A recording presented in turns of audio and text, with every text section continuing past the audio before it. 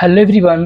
दोस्तों, आज के इस वीडियो में हम lecture number first and second करने वाले हैं वेक्टर का, जो कि एमआर सर यकीन 2.0 बैच में करा रहे हैं, जो कि नीट 2026 के लिए है।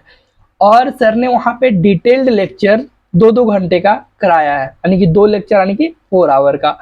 तो अगर आपने बैच खरीदा है, अगर आपके पास बैच है, तो आप वहीं से कर लो, क्योंकि सर का पढ़ाने का स्टाइल भाई बहुत गजब है। एंड वो बहुत बेहतर पढ़ाते हैं, तो आप उनसे डायरेक्टली कर सकते हो।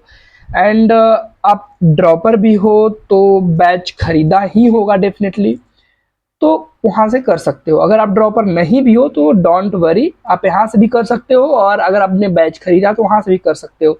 बेसिकली मैं ये वीडियो इसलिए बना रहा हूँ ताकि जो बच्चे का बैकलॉग हो गया है या फिर जिन्होंने बैच नहीं खरीदा है वो यहाँ से कर सकते हैं।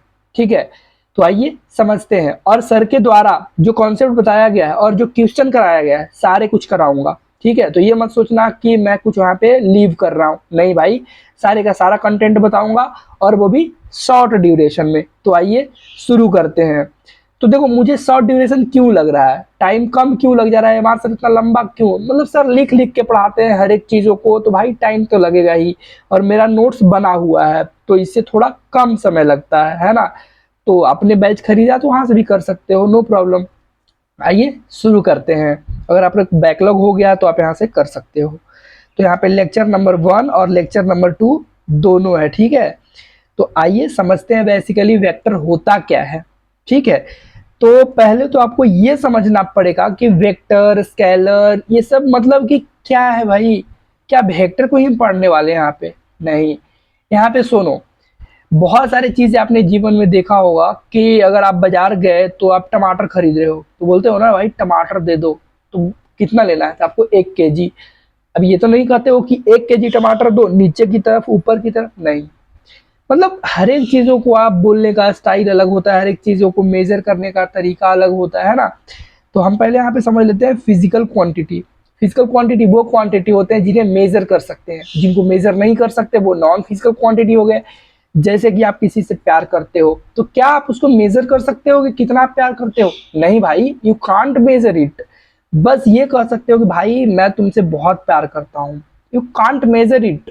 आप ये नहीं कर सकते भाई कि मैं तुमसे 2 न्यूटन का प्यार करता हूँ, मैं तुमसे 2 मीटर का प्यार कर सकता हूँ। कर सकते हो क्या? नहीं। तो यहाँ पे फिजिकल क्वांटिटी को मेजर जब कर सकते हैं तो उन्हीं को कहा जाता है, मतलब फिजिकल क्वांटिटी को मेजर कर सकते हैं, नॉन फिजिकल क्वांटिटी को नहीं मेजर कर सकते हैं। तो फिजिकल क्वांटिटी 2 तरह के होते हैं, एक स्केलर और एक वेक्टर।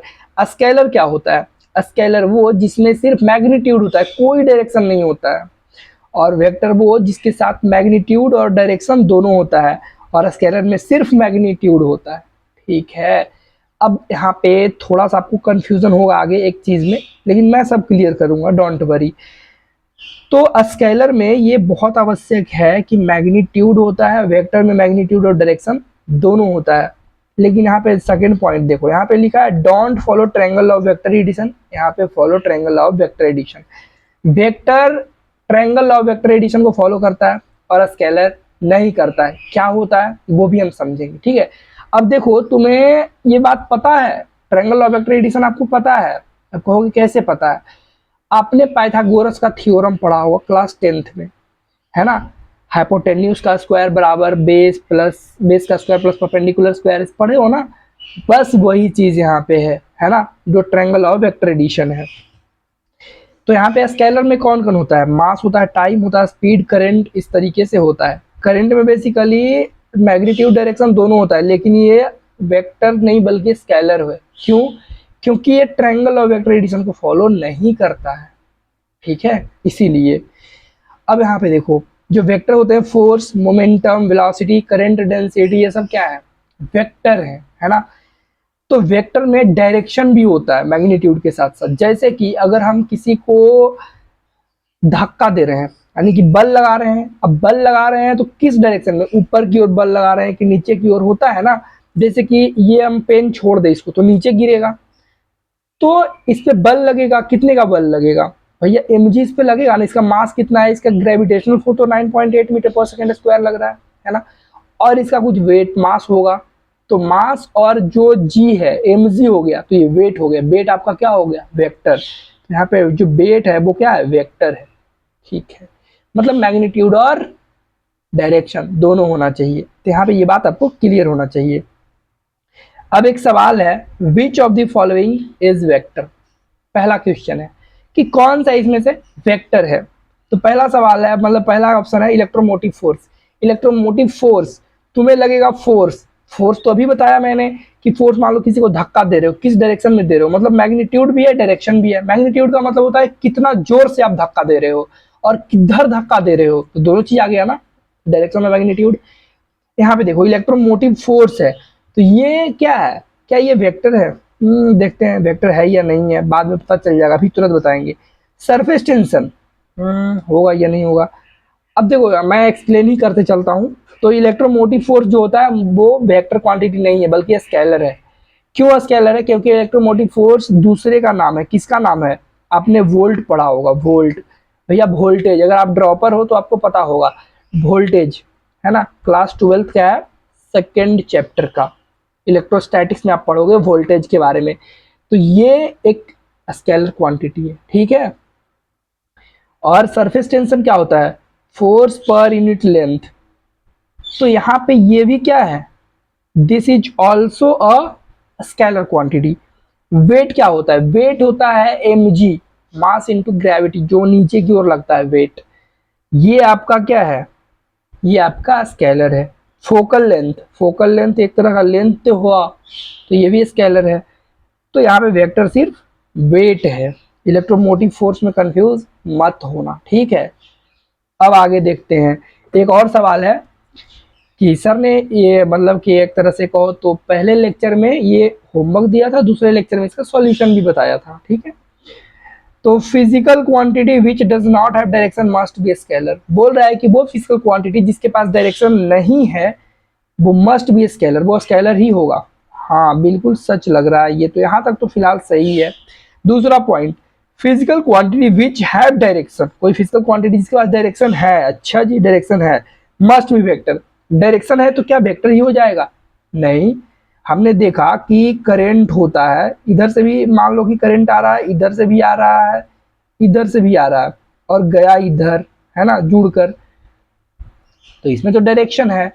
लेकिन ये ट्रायंगल ऑफ वेक्टर एडिशन को फॉलो नहीं किया, इसीलिए ये स्केलर हो गया।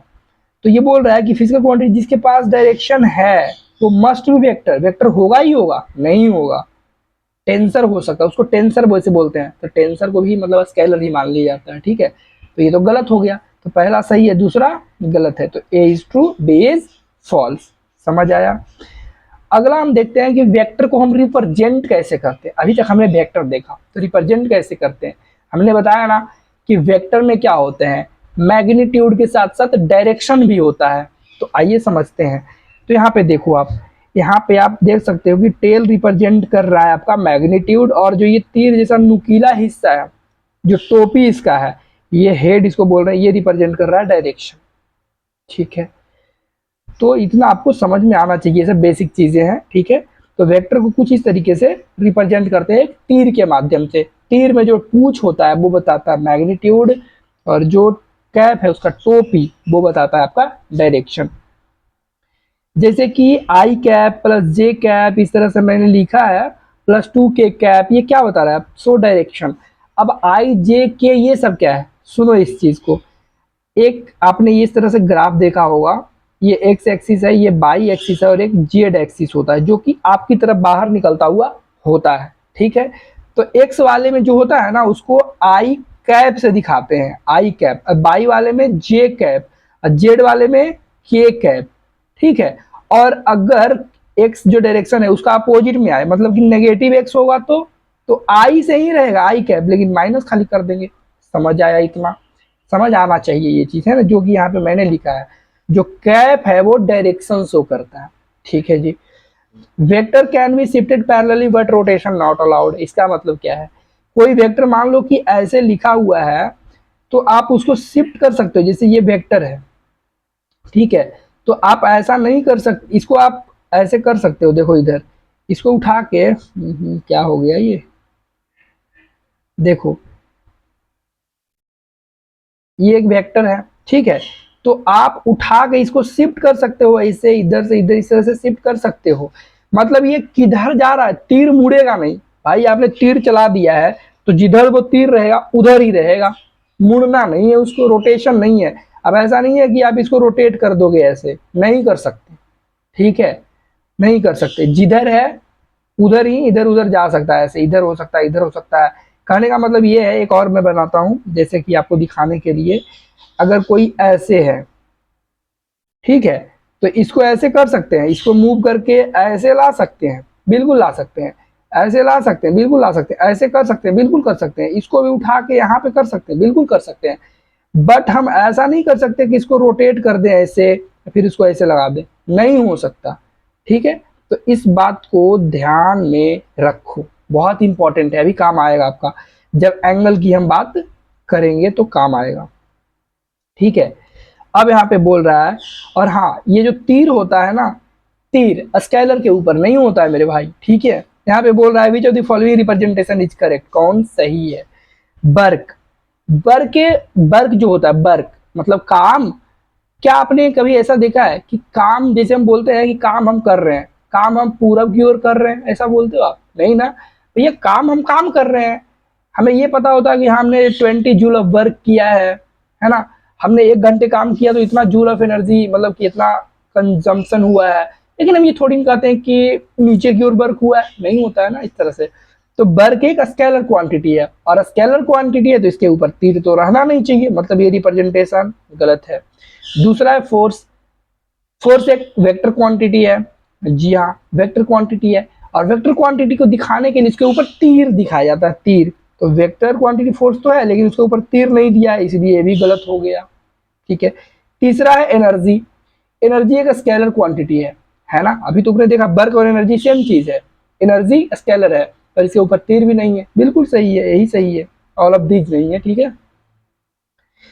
अब एंगल बिटवीन टू वेक्टर की बात कर लेते हैं। अब हाँ, अब ये देखो, कोई दो वेक्टर है, एक वेक्टर ये है और एक वेक्टर ये है, तो एंगल हमेशा छोटा वाला होगा। और अगर वो मुंडी से मुंडी लगा रहा है या फिर पूछ से पूछ लगा हुआ है, तब उनके बीच में एंगल को माना जाता है। अब ऐसा नहीं है कि ये मुंडी है ये पूछ है, नहीं भाई, ऐसे नहीं होता। मतलब पहले मुंडी को मुंडी मिलाएंगे और टेल से टेल मिला दो, चाहे मुंडी से मुंडी मिला दो, उसके बाद उसके बीच के एंगल देखते हैं, और जो छोटा वाला होता है उसी को लेते हैं, ठीक है। उसी को माना जाता है एंगल बिटवीन द वेक्टर, यानी कि वेक्टर के बीच का एंगल उसी को कहते हैं। अब देखो यहाँ पे, तुम देखोगे तो यहाँ गौर करोगे थोड़ा सा, तो एंगल ये भी है और एंगल ये भी है, तो ले किसको, छोटे वाले को। लेकिन क्या ये हम यहाँ पे ले सकते हैं? नहीं ले सकते। ये वाला भी नहीं हो सकता ना ये हो सकता है, क्यों? क्योंकि यहाँ पे आप देख सकते हो, यहाँ पे इस तरीके से है और यहाँ पे इस तरीके से। इसका यहाँ पे मुंडी है पहले वाले का, और दूसरे वाले का पूछ है। तो ऐसा थोड़ी ना होता है, पहले मुंडी मिलाओ चाहे तो पूछ मिलाओ। हमने क्या बोला, यहाँ पे देखो, यहाँ पे दिखाया है मुंडी से मुंडी मिला हुआ है, यहाँ पे पूछ से पूछ मिला हुआ है, ऐसे होना चाहिए। और ऑलवेज स्मॉलर एंगल को हम लेते हैं, ठीक है। तो हम यहाँ पे क्या करेंगे, ये एंगल क्या सही है, ये एंगल हो सकता है जो हमने अभी लिखा वो सब नहीं हो सकता। मतलब हम इसको ऐसे कर सकते हैं, ला के ऐसे कर देंगे, तो इनके बीच में जो एंगल बनेगा ये वाला ये वाला, ये एंगल हो जाएगा, ठीक है। समझ आ रहा है इतना? ये एंगल नहीं हो सकता, समझ आया?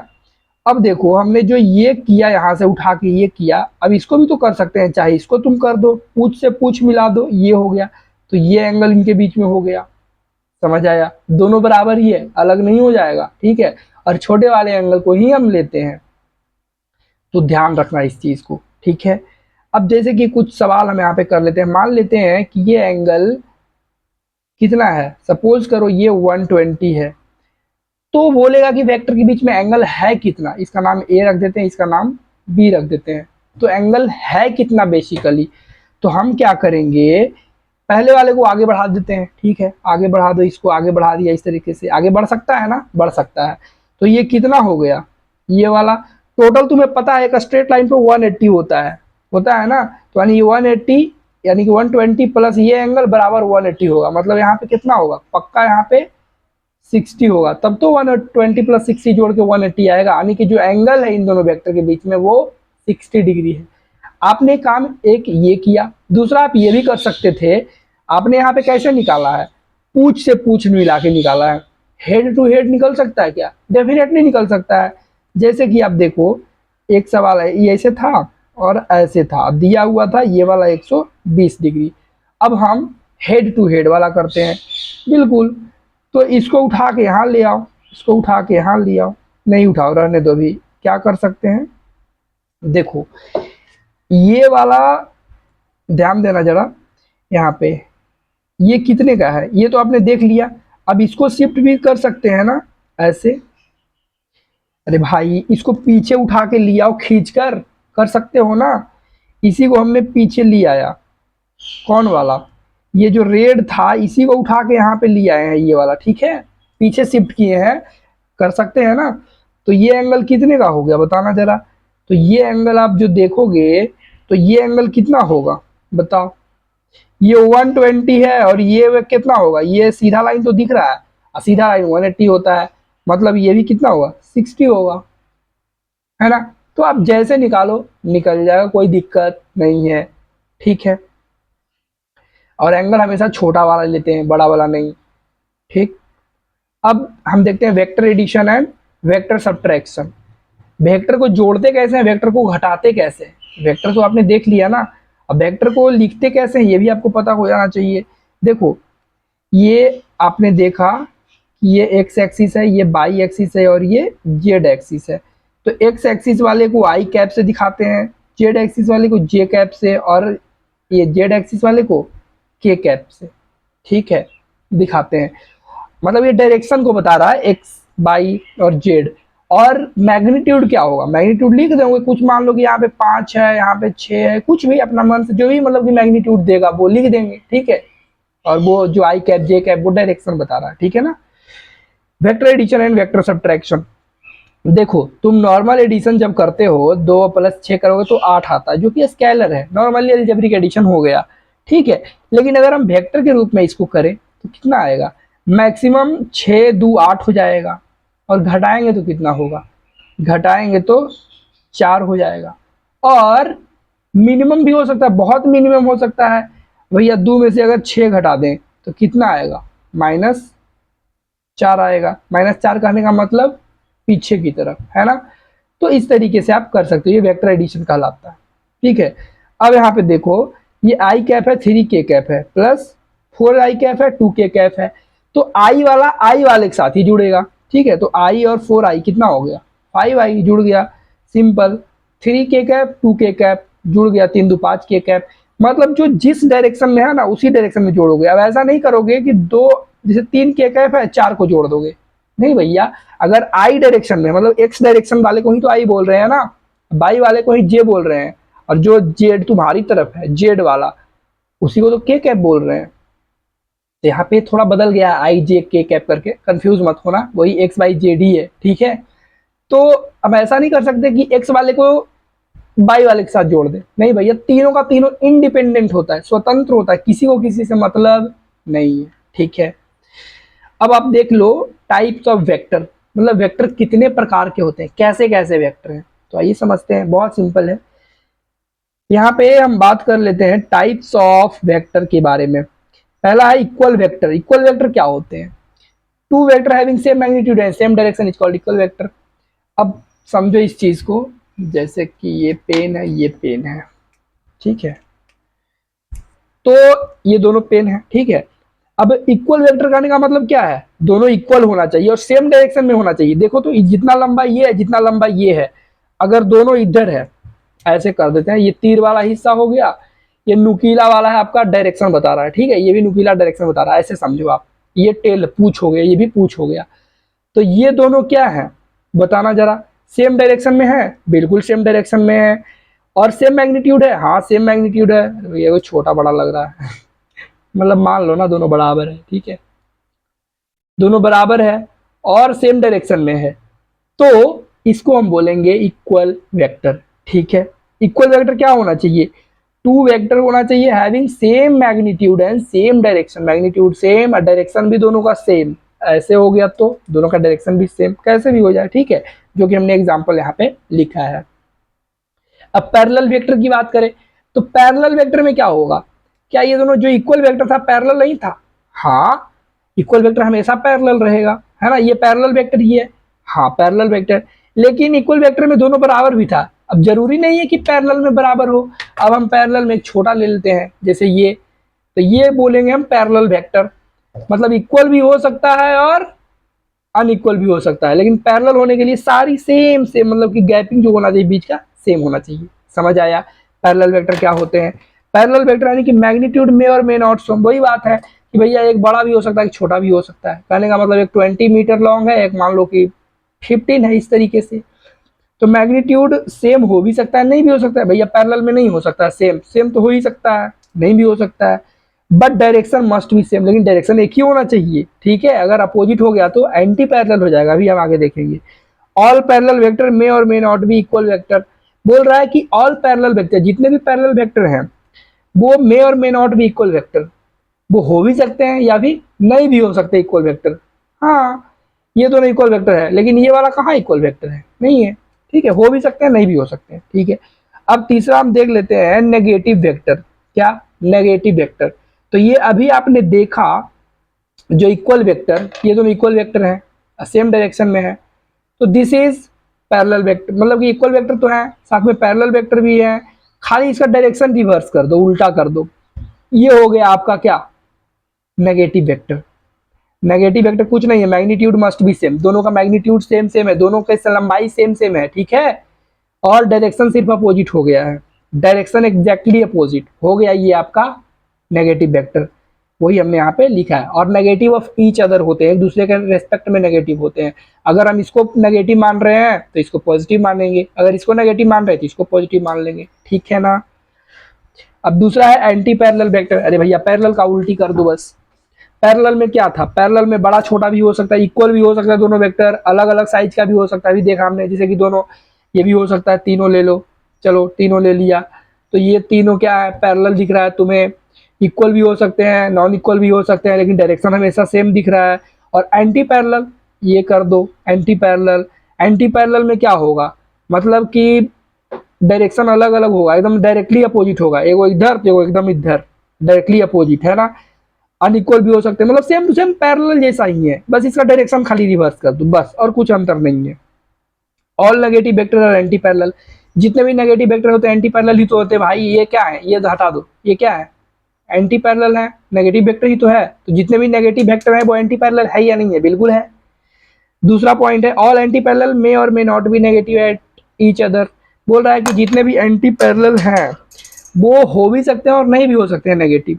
हाँ, एंटी पैरेलल, गिर गया नीचे से, उठाने दो एक दादा, देखो इधर। अब ये वाला बोल रहा है कि एंटी पैरेलल मे और may not be negative of each other, ये दोनों एक दूसरे के एंटी पैरेलल है, नेगेटिव ऑफ ईच अदर। लेकिन यहाँ पे बात करें तो ये दोनों इसके रेस्पेक्ट में बात करें, मतलब तीनों एक दूसरे के, सारे थोड़ी ना मतलब एक दूसरे के एंटी पैरेलल है, ये दोनों तो पैरेलल हो गया, है ना।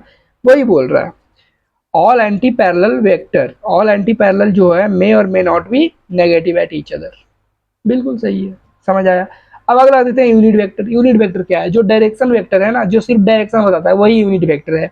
अ vector having unit magnitude, unit magnitude, unit का मतलब वन भी होता है, ध्यान रखना इस चीज को, ठीक है। एंड रिप्रेजेंट ओनली डायरेक्शन, सिर्फ डायरेक्शन बताए, and does not have unit. जैसे कि मान लो हम बोले कि 50 न्यूटन किधर की ओर, नीचे की ओर, तो माइनस जे कैप, इस तरीके से, चलो माइनस अभी मत लिखो, 50 न्यूटन ऊपर की तरफ, तो जे कैप, डायरेक्शन बता रहा है जे कैप, और ये कितना है? 50 न्यूटन है, तो इसमें मैग्नीट्यूड और डायरेक्शन दोनों है, ठीक है। तो वेक्टर यहाँ पे यूनिट वेक्टर कैसे होगा? तो ये 50 जो न्यूटन है ना, तो 50 के जगह सिर्फ, 50 न्यूटन की जगह सिर्फ मान लो कि कुछ भी लिख दो, एक लिख दो, एक, और एक लिख दिया, और किस डायरेक्शन में है? ऊपर की ओर था, तो जे कैप, दिस इज 1 न्यूटन भी यहाँ पे नहीं आएगा, ठीक है, सिर्फ यूनिट आएगा, एक आएगा। ध्यान रखो, यूनिट वेक्टर का मतलब यही होता है भैया, यूनिट वेक्टर मतलब सिंपल एक, वेक्टर मतलब डायरेक्शन बताएगा, यूनिट वेक्टर तो कोई डायरेक्शन, के कैप चाहे जे कैप कुछ लिख दो तुम, समझ आया इतना, इसी को बोलते हैं यूनिट वेक्टर, इसके बाद डायरेक्शन नहीं होता है। अब वेक्टर को हम लिखते कैसे हैं समझ लो, जैसे कि कोई वेक्टर ए वेक्टर है, यहाँ पे एक लिख ही देते हैं, कोई वेक्टर ए वेक्टर है, ठीक है, वेक्टर ऐसे लिखते हैं ना, ए के ऊपर टोपी पहना दो तीर वाला, इसको हम ऐसे लिख सकते हैं, ए है मैग्नीट्यूड, मैग्नीट्यूड को ऐसे लिखते हैं, और साथ में एक क्या था, ए कैप इसके ऊपर था, टोपी पहना दो। ये बता रहा आपका मैग्नीट्यूड, ये बता रहा है आपका डायरेक्शन। अब मैग्नीट्यूड में जैसे कि मान लो कि 2 बता रहा है, और ये जो है 2 मीटर, कुछ भी हो सकता है, मान लो 2 मीटर है इस तरीके से, और ये ए डायरेक्शन जो बता रहा है किधर की ओर, मतलब कि आई कैप, मान लो एक्स एक्सिस में। तो ये आपका हो गया एक पूरे का पूरा इसमें चीज लिखा हुआ है, मतलब वेक्टर है ये, सिर्फ इसमें मैग्नीट्यूड और डायरेक्शन के साथ साथ दोनों है, मतलब यहाँ पे खाली इसको अगर हटा दें, एक लिख दें, तो ये यूनिट वेक्टर हो गया, क्योंकि खाली डायरेक्शन बता रहा है, एक लिखो मत लिखो कोई फर्क नहीं पड़ेगा। चलो इतना लंबा नहीं जाना चाहिए था यूनिट वेक्टर पे, सिंपल था, ठीक है।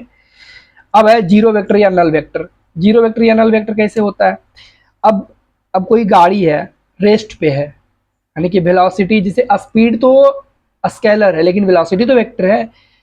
तो अगर गाड़ी रुका हुआ है, किसी डायरेक्शन में नहीं जा रहा है, मतलब कि जाने के लिए बस रेडी है, एट जीरो टाइम पे रेस्ट पे है, तो v बराबर जीरो जब है, तो उस टाइम नल वेक्टर कहलाता है, या फिर जीरो वेक्टर, जिसके पास जीरो मैग्नीट्यूड है ना। जैसे कि मान लो अब किसी पर बल भी लगा, जैसे कि एक कोई ब्लॉक है एम मास का, इस पे 10 न्यूटन का बल इधर से 10 न्यूटन का इधर लगा दिए, एक दूसरे को कैंसिल कर दिया, तो कैंसिल करते वो मूव करेगा कहीं पे, नहीं करेगा। लेकिन हम बोलेंगे कि ना कि उसके ऊपर 0 न्यूटन का बल लगा है, हाँ बोलेंगे, तो 0 न्यूटन, यही तो है कि आपका जीरो वेक्टर, ठीक है। अब आगे देखो, कोलिनियर वेक्टर। कोलिनियर, लीनियर माने लाइन होता है, को माने सेम, यानी कि सेम लाइन में जो वेक्टर है वो कोलिनियर वेक्टर कहलाते हैं, ठीक है। जैसे कि एक लाइन आपको दिख रहा होगा, है ना, रेड लाइन से हमने बना रखा है यहाँ पे, तो आपको दिख रहा होगा, तो और उसमें जो भी वेक्टर हैं, ऐसे हो चाहे ऐसे हो, एंटी पैरेलल हो, नो मैटर, तो वो कोलिनियर कहलाते हैं। क्या ये जे जो जी वेक्टर है ये कोलिनियर कहलाएगा? नहीं। तो क्या कहलाएगा? अभी आगे देखिए, कोप्लेनर कहलाएगा। यहाँ पे coplanar vector, vector are in same plane. जैसे कि आप देखो, ये कॉपी है, ठीक है, तो इसका ये प्लेन हो गया, मतलब एक वेक्टर ऐसे है, दूसरा वेक्टर ऐसे हो सकता है, कैसे भी हो सकता है, ऐसे ऐसे ऐसे, कैसे भी, ठीक है। तो इसको बोलेंगे coplanar vector. Vectors are in the same plane, same plane में होना चाहिए, इसको बोलेंगे कोप्लेनर। लेकिन मान लो इसको खोल देते हैं कॉपी को, ठीक है, खोल दिया हमने कॉपी। अब देखो जरा, इसमें है, मान लेते हैं इसमें है वेक्टर और इसमें भी है, समझाए कैसे। अब मान लो, समझो समझो इस चीज को, ये वेक्टर इधर है, ये वेक्टर इधर है, तो ये दोनों तो कोप्लेनर है, क्योंकि सेम प्लेन में है ना, ये वेक्टर सेम प्लेन में है, ऐसे कर दो चाहे ऐसे कर दो चाहे ऐसे कर दो, कैसे भी कर दो, all are in same plane, ठीक है, समझ आ रहा है इतना। लेकिन ये दोनों वेक्टर है, और पेंसिलवा किधर गया, पेंसिलवा इधर है। अब ये वाला इसमें हम कर दिए यहाँ पे, क्या पेंसिलवा और ये वाला सेम प्लेन में है? नहीं, इसका प्लेन अलग है ना, इसका प्लेन अलग है, तो ये प्लेन अलग है और ये प्लेन अलग है, तो ये दोनों सेम प्लेन में नहीं है, तो दीज आर नॉन कोप्लेनर। समझ आया इतना? हाँ, अब ऐसे कर दे तो these two are in same plane. उम्मीद है आपको कोप्लेनर समझ में आ गया होगा। तो कोप्लेनर वेक्टर वो होता है जो सेम प्लेन में होता है, ठीक है, ध्यान रखिएगा इस चीज को। अब अगला हमारा है ऑर्थोगोनल वेक्टर। ऑर्थोगोनल का मतलब यह होता है परपेंडिकुलर। जैसे ये दो वेक्टर है, ठीक है, तो एक ऊपर तो एक ऐसे, दोनों के बीच में एंगल 90 डिग्री होना चाहिए। क्या ये कोप्लेनर है? नहीं। अरे भैया प्लेनर कहाँ आ गए, मतलब ऑर्थोगोनल, ये ऑर्थोगोनल है, ठीक है, ये ऑर्थोगोनल है, डेफिनेटली है, ठीक है। क्या ये ऑर्थोगोनल है?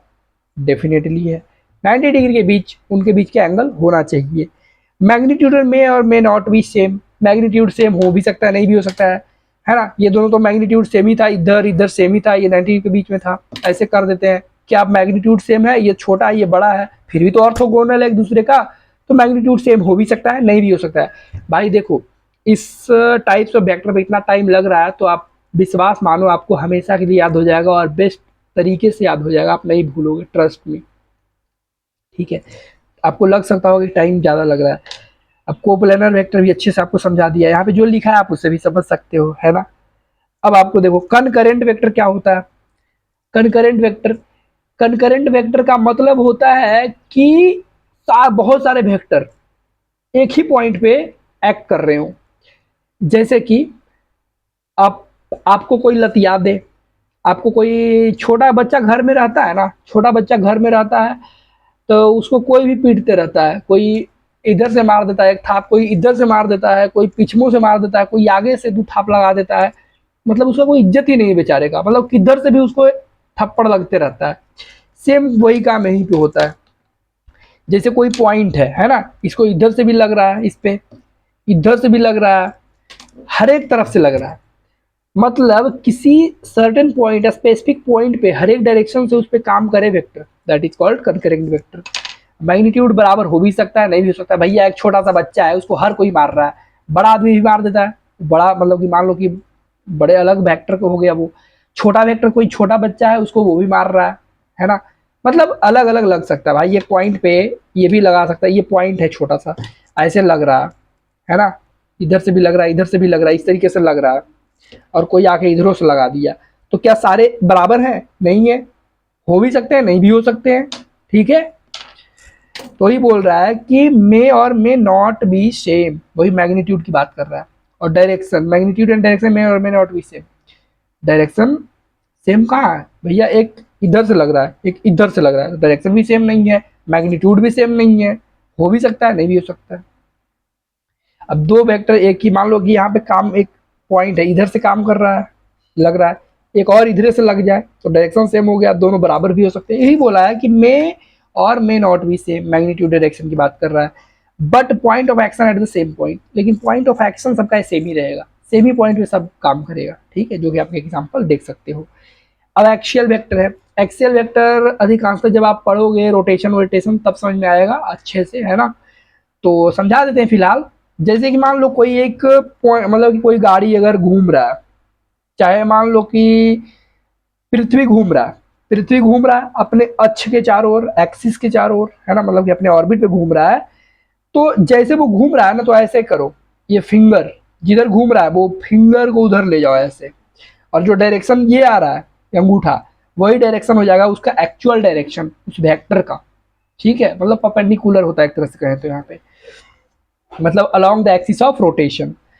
तो a vector having direction along axis of rotation, जैसे कि यहाँ पे देखो ये ऐसे घूम रहा है तो इसका डायरेक्शन ऊपर की ओर हो गया, ऐसे रोटेट कर रहा है तो एंगल नीचे की हो गया। थोड़ा ये समझ में आएगा आपको आगे, ठीक है, डोंट वरी इसके लिए। अब जो सर ने लेक्चर नंबर 2 में पढ़ाया था, जो कि कंपोनेंट निकालना सिखाया था, ठीक है, वो समझ लेते हैं आप। और हाँ, सर ने कुछ और भी चीज़ें समझा दिया था, वो मैं बता ही देता हूँ, लगा लगले इसको खात्मे करते हैं। आप देखो जरा सा, ये थोड़ा सा अलग है, ठीक है, समझ लो, लेकिन डायरेक्शन के बारे में जानना बहुत ज़रूरी है यहाँ पे। अब जैसे कि ये चीज़ तो आपको पता है, ये नॉर्थ है, ये साउथ है, ये ईस्ट है, ये वेस्ट है, ठीक है। अब कोई वेक्टर अगर है, मान लेते हैं ये वेक्टर है इतने दूर पे, ठीक है, और ये मान लो 30 डिग्री एंगल बना रहा है, ठीक है, ये वेक्टर है। तो मान लो कि फोर्स है ये, है ना, फोर्स। तो हम क्या बोलेंगे, इसको कैसे रिप्रेजेंट करेंगे? हम इसको बोलेंगे कि जो फोर्स लग रहा है वो 30 डिग्री पे लग रहा है नॉर्थ की तरफ, किससे? ईस्ट से। अरे भाई ईस्ट की तरफ लगता तो हम बोलते हैं ना कि फोर्स लग रहा है ईस्ट की तरफ, है ना। चलो इसको मैग्नीट्यूड भी लिख देते हैं, 20 न्यूटन का फोर्स है, ठीक है। अब 20 न्यूटन का फोर्स लग रहा है, मान लो ईस्ट की तरफ लगता तो बोल देते कि 20 न्यूटन ईस्ट की तरफ लग रहा है। अब कुछ एंगल पे लग रहा है तो हम इसको बोलेंगे कि 20 न्यूटन का फोर्स लग रहा है, 30 डिग्री पे लग रहा है। लेकिन किससे 30 डिग्री पे लग रहा है भैया? ईस्ट से। तो लग किधर रहा है? अब आप इधर जा रहे हो, इधर जा रहे हो, तो ये नॉर्थ ही तो है। तो हम इसको ये लिखेंगे कि 20 न्यूटन का बल लग रहा है, 20 न्यूटन का force, 20 Newton force toward north. किधर लग रहा है? नॉर्थ लग रहा है। किससे लग रहा है, मतलब किधर से आया है फोर्स बाबू? ईस्ट की तरफ से। ईस्ट मतलब इन दोनों के बीच में है ना, जिसके बीच में रहता है उसके बीच में बात करते हैं, नॉर्थ ऑफ ईस्ट, इस तरीके से। समझ आया? ये समझ आना चाहिए। अब इसका एक और भी तरीका से लिख सकते हैं। यहाँ पे मान लो कोई एंगल अलग रहता, मान लेते हैं यहाँ पे एंगल कितना है, ये 60 डिग्री है, तो इसको लिखने का एक और तरीका है। क्या ऐसे भी तो लिख सकते हैं कि 60 डिग्री के रिस्पेक्ट में अगर हम बात करें तो इसे बोलेंगे 20 Newton of force acting toward east of north, है ना, मतलब ईस्ट की तरफ लग रहा है नॉर्थ के रिस्पेक्ट में। ठीक है, तो ये आपको पता होना चाहिए। ठीक है, ये बताया था सर ने, आप डिटेल में देख सकते हो पीडीएफ से। तो वैसे मैं यहाँ पे क्लियर कर चुका हूँ ये।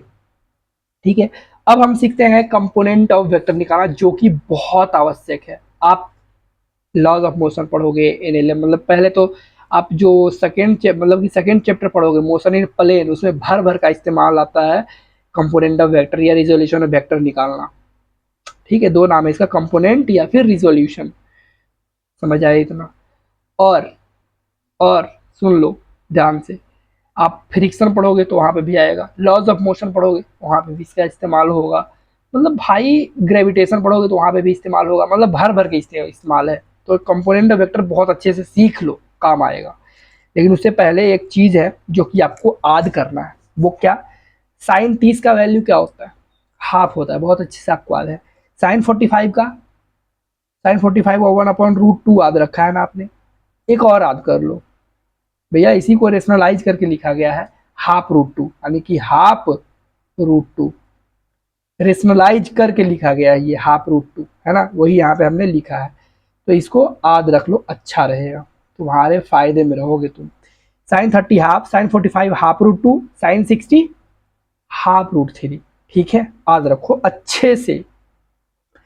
अब कंपोनेंट ऑफ वेक्टर का आने का मतलब क्या है भाई? कंपोनेंट का मतलब होता है भैया इफेक्ट, वेक्टर का इफेक्ट क्या होगा। जैसे कि अब तुम बताओ, जैसे ये एक फोर्स लग रहा है इधर, बड़ा फोर्स लग रहा है, ये एक छोटा फोर्स लग रहा है। ठीक है, अब किस पे लग रहा है? कुछ तो होगा।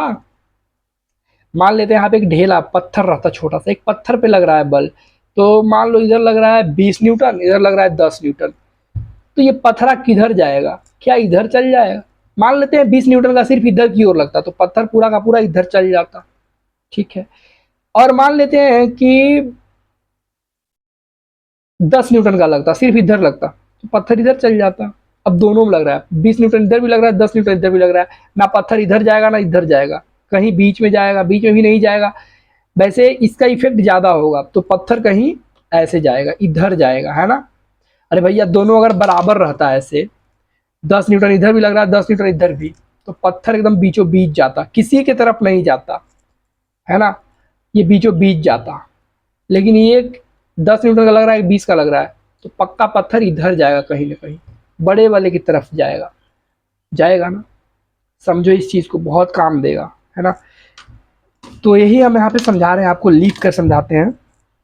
जैसे ये एक्स एक्सिस है और एक वाई एक्सिस है, देखो जरा, ये एक्स एक्सिस है और ये वाई एक्सिस है, और ये कोई वेक्टर है, ए वेक्टर हमने लिख रखा है।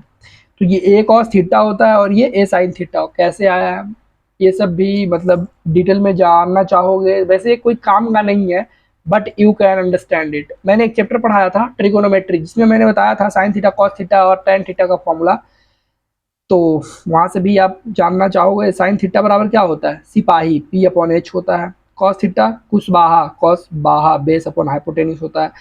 तो इससे आपका काम यहाँ पे हो जाता है। जैसे कि ये वाला है इस तरीके से और ये वेक्टर ये है, तो इसको हम शिफ्ट भी तो कर सकते हैं, तो बाई को यहाँ शिफ्ट कर देते हैं तो ये बाई हो जाता है। वैसे यहाँ पे कोई काम नहीं है उसका, लेकिन फिलहाल तुम याद रखो यहाँ पे जो एंगल है, जिस एंगल के रिस्पेक्ट में बात करें, ये एंगल है इसके साथ ही चिपका हुआ है, ये थीटा के साथ ही चिपका हुआ है, तो इसको कोजी कोजी बोलेंगे, कोजी यानी कि कॉस कंपोनेंट हो जाएगा। किसका कॉस कंपोनेंट? भाई इसी का तो कंपोनेंट निकाल रहे हैं, तो कॉस कंपोनेंट हो जाएगा, मतलब ए का कॉस कंपोनेंट। और जो ई थीटा से दूर है, ई थीटा के रिस्पेक्ट में इस कंपोनेंट की बात करेंगे, तो ये हो जाएगा आपका ए साइन थीटा। वैसे यहाँ पे ये क्या होगा? 90 माइनस थीटा हो जाएगा, होगा कि नहीं होगा? तो इसको हम ये भी लिख सकते हैं ए कॉस 90 माइनस थीटा। ठीक है, ये वाला एंगल हो जाएगा। लेकिन उसका काम क्या है? कोई आवश्यकता ही नहीं पड़ेगा, इतना शॉर्टकट आपको बता देंगे। X and Y are the components of the vector A, जो कंपोनेंट का मतलब होता है इफेक्ट भाई, जो मैंने अभी समझाया आपको, है ना। अब देखो फाइंड कंपोनेंट, कंपोनेंट निकालते कैसे हैं, समझो इस चीज को। अब मान लो बीच में 40 न्यूटन का लग रहा है, 40 का बल लग रहा है, तो इसमें कितना आएगा, इसमें कितना आएगा, 45 पे लग रहा है, मतलब इधर भी 45 से होगा, तो इक्वल तो होने वाला है दोनों तरफ, है ना। तो अब बताओ, अब निकालोगे तो कॉस कंपोनेंट इसका ये क्या होगा, ये हो जाएगा आपका कॉस कंपोनेंट, यानी कि 40 का कॉस कंपोनेंट, कॉस कितना, कॉस 45, कॉस 45 का वैल्यू क्या होता है, कॉस 45 1/√2 होता है, तो 1/√2 लिख देंगे, 1/√2 और इंटू 40 वही कर देंगे, तो 40 वही आया है। और हमने तुम्हें एक चीज सिखाया था, साइन 45 ½ अगर ये आपको पता है ना तो आप सारे कर लोगे, ठीक है। आप उस लेंदी मेथड से भी करोगे तो वही आएगा, इधर से भी करोगे तो वही आएगा, अब आप पे डिपेंड करता है। तो देखो कॉस कंपोनेंट निकालना काफी सिंपल है, कॉस कंपोनेंट हो चाहे साइन कंपोनेंट हो। अब यहाँ पे तुम्हें दिख रहा है दोनों बराबर है, अब बराबर है तो सीधा आप करो ना भाई, एकदम लंबा चौड़ा इतना क्यों कर रहे हो। देखो अब 45 पे हमने क्या बताया था, ½ हाफ किसका करना है, ये हाफ करना किसका है, ये भी ध्यान रखो, हाफ जो दिया रहेगा उसको हाफ करना है, ठीक है। तो हाफ करो, 40 का हाफ मतलब 20 हो जाएगा कि नहीं हो जाएगा, हो जाएगा। और कितना था, √2 था, √2 लिख दो, आंसर आ गया। अब लेंदी मेथड से करके दिखाएं आपको, देखो करके दिखा ही देते हैं, एक यहाँ पे ये वाला करके दिखा देते हैं, एक्स कंपोनेंट निकालते हैं। एक्स कंपोनेंट क्या होता है, जो दिया है उसका कॉस थीटा, कॉस 45, तो 40 इंटू कॉस 45 का वैल्यू क्या होता है, 1/√2 होता है। अब इसको काटोगे तुम तो रेशनलाइज करो, तो √2 से रेशनलाइज करो, तो √2 से ये हो गया, √2 कितना हो जाएगा, ये 4 मतलब 2 निकल जाएगा, यानी कि यहाँ निकालोगे 40 इंटू √2 अपॉन नीचे 2 आएगा, 2 से 20 कटा, तो आंसर आया 20√2, जो कि मैंने सीधा तरीका से आपको बता दिया है निकाल के। बताया कि नहीं बताया, इतना लंबा मेथड क्यों करे, हमने सीधा क्या कहा, इसका आधा करो, हाफ करो, तो हाफ तो होता है 20। अब चूंकि 45 डिग्री पे है, तो 45 डिग्री पे है यानी कि √2, यही तो आंसर आया है। डायरेक्ट हो गया कि नहीं हो गया, बिल्कुल हो गया। अब चूंकि 45 इधरो है, 45 इधरो है, तो मतलब दोनों बराबरे होगा, वही लिखा है।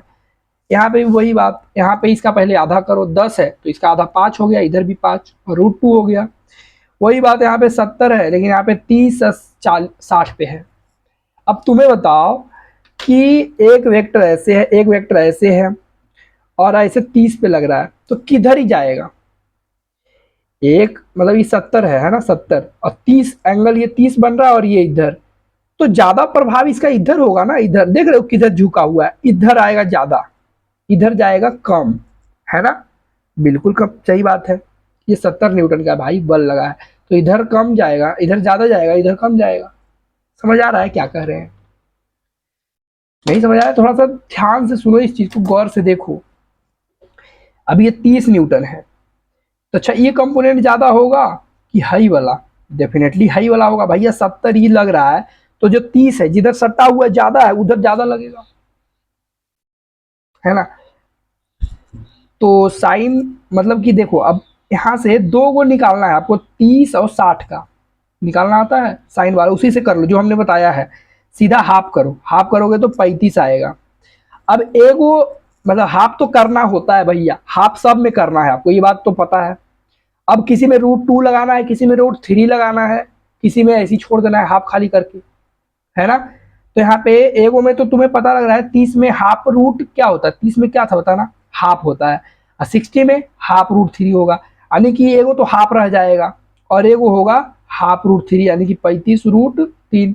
अब तुम बताओ बड़ा कौन है, 35√3 बड़ा है, तो बड़ा वाला कौन होगा, ई वाला बड़ा वाला होगा, ई होगा छोटा वाला, वही हमने लिखा है ना। तो बड़ा वाला जो ये वाला एक्स एक्सिस है, यही वाला आपका क्या है, 35√3 जो एक्स कंपोनेंट है, ठीक है। और यहाँ पे एक और तरीका है कि आप निकाल सकते हो कि बड़े वाले एंगल के सामने बड़ा वाला कंपोनेंट आएगा, जो कि यहाँ पे करके दिखाया है, जो कि एक्स कंपोनेंट ही तो है, एक्स कंपोनेंट, अरे भैया इसी को यहाँ लिख दिया है, शिफ्टिंग तो पता है ना, अभी तो बताया था शिफ्टिंग कर सकते हैं, बस रोटेट नहीं कर सकते हैं। अगर कोई ऐसे है वेक्टर तो इसको ऊपर कर सकते हैं, इसको नीचे कर सकते हैं, ऐसे नहीं घुमा सकते हैं, चाहे ऐसे नहीं घुमा सकते। ठीक है, अगर कोई वेक्टर ऐसे है तो यहाँ है तो क्या दिक्कत है, इसको यहाँ भी कर सकते हैं। वैसे ही तो होता है, ये वेक्टर यहाँ पे है, ऐसे है तो इसको घुमा के यहाँ ले आते हैं तो ऐसे बन जाता है, शिफ्टिंग कर सकते हैं। ठीक है, ध्यान रखो इस चीज को। अब यहाँ पे तुम्हें दिख रहा है एक 60 है, एक 30 है, तो 45, यहाँ पे 90 है, मतलब एक कंपोनेंट पहले आधा करो, 45 हो गया। अब एक वो 60 पे है, वो 30 पे है, तो 30 वाले तो सिंपल आधे हो जाते हैं, और एक है 60 तो √3 मल्टीप्लाई होगा। अब तुम्हें भी पता है बड़ा वाला किधर जाएगा, जिधर ज्यादा मतलब कि चिपका हुआ है उधर ज्यादा बड़ा होगा। जैसे कि देखो ये वाला इधर ज्यादा चिपका हुआ है, ये जो है इसकी तरफ ज्यादा चिपकल है ना जी, तो ये वाला बड़का ज्यादा वाला होगा। जैसे देखो 90 का आधा कितना होगा, 45, तो यानी कि वो तो 45 होगा, और वो क्या होगा 45√3 होगा, तो 45√3 किसका होगा, इसका हो जाएगा, 45 इसका हो गया, खत्म, बाय बाय टाटा। ठीक है, अब कुछ स्पेशल एंगल वाला भी है, यहाँ पे देख लो, 37 है, 53 है, 53 डिग्री है ना। अब हमने तुम्हें बताया था कि साइन थीटा और कॉस थीटा, यहाँ पे साइन थीटा से तुम्हारा काम सब हो जाएगा। सिपाही एक फॉर्मूला बताया था, साइन थीटा बराबर सिपाही P/H बताया था, कुशवाहा कॉस बाहा बेस अपॉन एच, मतलब साइन हो चाहे कॉस हो, दोनों में नीचे कौन आ रहा है, एच। और हमने तुम्हें यह भी बताया था कि यहाँ पे मोस्ट कॉमन एच क्या होता है, 3 4 5 कौन होता है, 5 होता है। और 3 4 क्या होते हैं, 3 4 में कोई भी बेस बन जाता है, कोई भी परपेंडिकुलर बन जाता है, डिपेंडिंग अपॉन द सिचुएशन, है ना। साइन की बात करें तो अगर एंगल बड़ा है तो वैल्यू बड़ा वाला हो जाएगा, यानी 4/5 हो जाता है। कॉस की बात करें, कॉस एंगल अगर बड़ा है तो वैल्यू छोटा होता है, नीचे तो 5 रहेगा, तो ऊपर की बात हम डिसाइड करते हैं बस, तो एगो में 3 होता है, एगो में 4 होता है। इतना सिंपल है भाई, अगर ट्रिगोनोमेट्री का नहीं देखा है तो देख लो, काम आएगा। ठीक है, मतलब हाइपोटेन्यूज तो दोनों में है, किसी में बेस और परपेंडिकुलर बस बदलते रहता है। तो यहाँ पे हमने वही किया है। तो अब तुम्हें भी पता है कि बेस में क्या मतलब परपेंडिकुलर होता क्या है, 5 होता है ना। अब तुम्हें लग रहा है, अगर नहीं समझ में आ रहा है ना, तुम्हें लग रहा होगा कि तो बकवास चीजें चल रही है, लेकिन भाई अगर एक बार ये सीख गए ना तो कंपोनेंट निकालना तुम्हारे बाएं हाथ का खेल हो जाएगा। जो ये करते हैं ना 50 का कॉस कंपोनेंट निकालने का, तो हम भी यहाँ पे निकाल देंगे, क्यों नहीं निकलेगा, ये जो 40 आया है डेफिनेटली निकाल देंगे। देखो कैसे निकालेंगे, कॉस कंपोनेंट 50 का कॉस कंपोनेंट, कॉस कितना 37 डिग्री, तो 50 इंटू कॉस 37 कितना होता है, कॉस छोटा वाला एंगल है ना, यहाँ पे भी वही बात आ जाएगा, याद रखने वाली बात। कॉस 37 एंगल छोटा है मतलब वैल्यू बड़ा होगा, नीचे तो 5 ही होगा, हमने बताया था कि कॉस हो चाहे साइन हो नीचे 5 आता है। अब ऊपर की बात हो गई, 3 लिखे कि 4 लिखे, अब कॉस वाला है, कॉस 37 छोटा एंगल है मतलब वैल्यू बड़ा होगा, तो 4 लिखेंगे। अब कर दो, 15 50 10 40, जो कि 40 ऑलरेडी यहाँ पे लिखा है। तो इतना लंबा क्यों करे, अब तो हमें पता हो गया कि यहाँ पे हाइपोटेन्यूज में 5 रहेगा, तो सीधा इसको 5 रहबे करेगा तो 5 से डिवाइड कर दो, तो 5 से डिवाइड करेंगे तो कितना आ जाएगा, 10 आ जाएगा। अब 10 आ गया, हमारा काम बस यही पाना है यहाँ पे कि 10 आ गया भाई, 10 यहाँ पे आ चुका है। अब 3 और 4 बचा हुआ था, एगो को 3 से मल्टीप्लाई कर दो, एगो को 4 से मल्टीप्लाई कर दो, तो एगो हो जाएगा 10 या 30, एगो हो जाएगा 10 चौके 40, तो 30 40 किसको दोगे, जिसकी तरफ ज्यादा झुकल है, जैसे कि इधर 37 एंगल बन रहा है तो ये वाला ज्यादा इधर झुकल है कि नहीं है झुकल, तो ई वाला ज्यादा होगा, मतलब ये 40 होगा, ई वाला हो जाएगा 30 आपका। मजा आया, तो भाई इतना आसान है, ज्यादा मुश्किल नहीं है, एक बार बस आपको पकड़ लिया ना इसको, एकदम मजा आ जाएगा। ठीक है, अब वही पे यहाँ पे लिखा है, यहाँ पे देखो फॉर्मूला से भी वही करके दिखाया है हर जगह मैंने, लेकिन उसकी आवश्यकता तो थी नहीं, इसी को जो ऊपर वाला हमने आपको बताया था ये वाला फॉर्मूला से करके दिखाया है। तुम कैशू करो ना यार, फॉर्मूला क्या है, बकवास चीज़ है फॉर्मूला, ये सब तो फटाफट निकलते हैं कंपोनेंट। अब ये 40 है, सॉरी 40√3 है, मतलब कि आंसर निकाल दिए भाई। ये 50 न्यूटन है, 50 न्यूटन, ये 30 पे कितना होगा, मतलब एगो 30 है तो एगो पक्का कितना होगा, एगो 60 होगा। मतलब एगो बड़ा एगो छोटा हाफ, एगो हाफ रूट 3 करना है, तुम्हें भी पता है। तो 50 का आधा कितना होगा, 25। तो एक आंसर आपका 25 हो जाएगा, एगो 25√3 होगा। 25√3, अब 25√3 कौन वाला होगा, जो जिधर ज्यादा झुक कर है, तो यही वाला 25√3 हो गया। वही तो लिखा है